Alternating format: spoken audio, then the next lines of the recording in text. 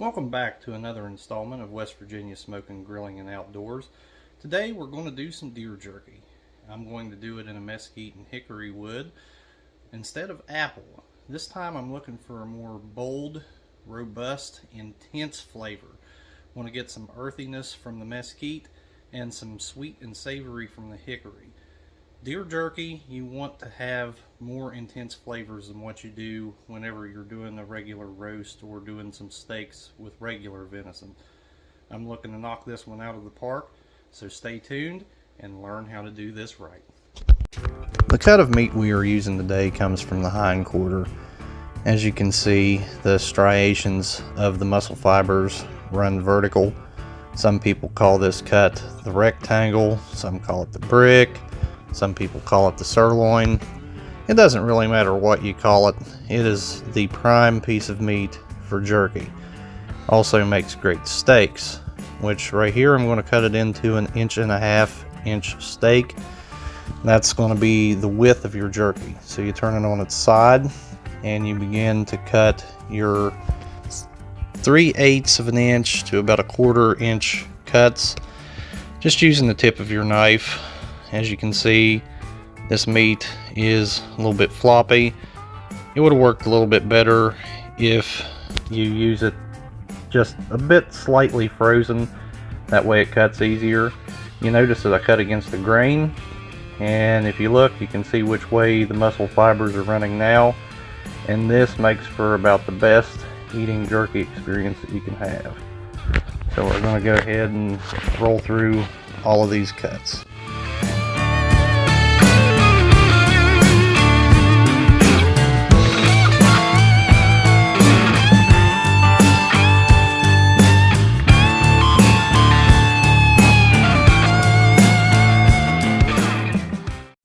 This is going to be all the ingredients for our marinade today.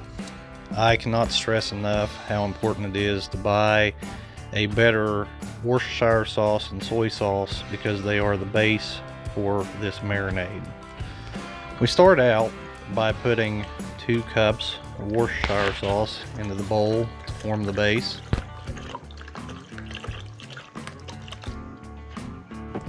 Followed by 1 cup of teriyaki sauce, 1 cup of soy sauce. You got 2 tablespoons of garlic, 1 tablespoon of onion powder, 1 tablespoon of crushed red pepper flakes, 1 tablespoon of coarse ground black pepper, 1 teaspoon of paprika, 1 teaspoon of cayenne pepper, and 1/2 teaspoon of Italian seasoning, and 1 tablespoon of this Louisiana Cajun mix. Give it all a mix. Make sure you have everything blended real well. Get it dumped into your jerky bag. In this case, I've got about 8 pounds of meat in this bag. Get it sealed up almost all the way. Tip it on its side. You want to try to get all the air pockets out so the marinade really soaks into the meat. You want to have it in there for about 24 hours. We'll come back and flip that bag over after 12 hours. Well, you ever get busy with other things, like let's say the last day of hunting season? Well, I did. But let's face it, a little extra marinade time only adds to the intensity of the flavor anyway. Anyway, let's get to the prepping of the chips. First, we add a 1/2 mixture of hickory and mesquite chips into it. And as always, I like to use St. Louis's Best Budweiser to soak my chips to prevent any flare-ups.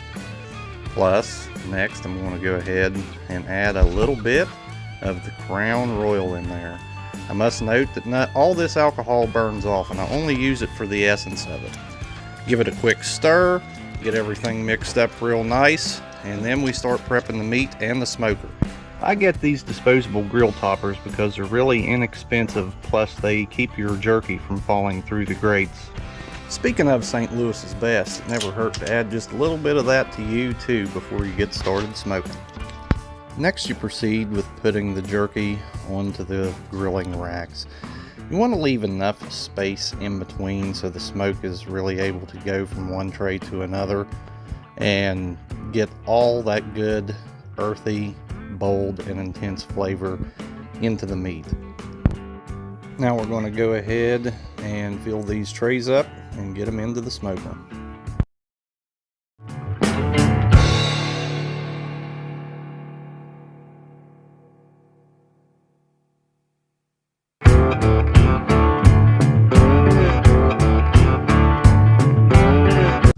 Notice here I'm only putting water into the moisture tray because in this instance the water really doesn't matter because it's not going to get above 212 degrees to boil. It just helps keep your smoker cool.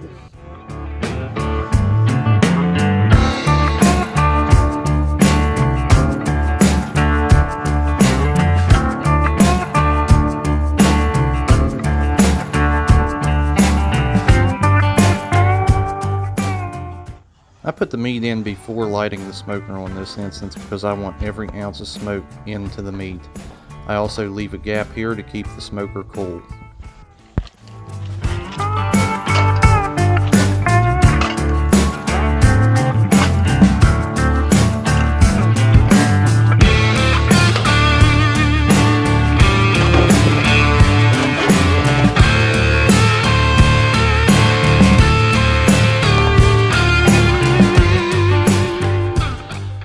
The temperature we're looking for here is going to be between 140 and 150 degrees, and we'll want to flip our trays about every hour, similar to the way you do in a dehydrator. Also, you can use this recipe in a dehydrator or an oven, but you'll have to add some liquid smoke.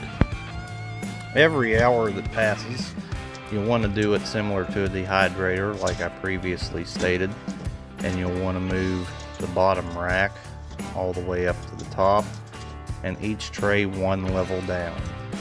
That way you have a more even smoke to your meat.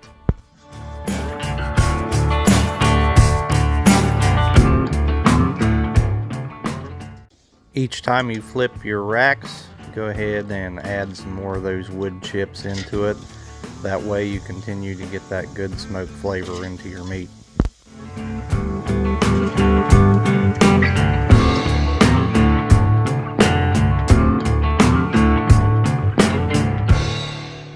It's important to note that not all this jerky will come out at the same time. It depends on the consistency of your cuts and the consistency of the heat that your smoker was getting. What you want to see is the jerky bend over like this and split once one end meets the other. This is when you know that the jerky is done. You do not want to overcook your jerky, so take out the pieces that are done. Then continue to cook the rest of the jerky until it reaches the right consistency. After the jerky has reached the right consistency, go ahead and bag it up. Now the only thing left to do is taste. What do you think? It's good. It's good. What's it taste like? Jerky. How about you, Murph? You want to try a piece of jerky? Oh, you missed it, buddy. Guess we're going to have to try it one more time. Ready? Here we go. Here it comes. Oh yeah, you got her that time, man. Pretty sure he enjoys it. Please like and subscribe to my channel. That's all I have for today here at West Virginia Smoking, Grilling, and Outdoors. We had a good installment today of making what, in my opinion, is the best venison jerky recipe there is out there. I hope you have time to make it and enjoy it as much as I have. Until the next time, see you later.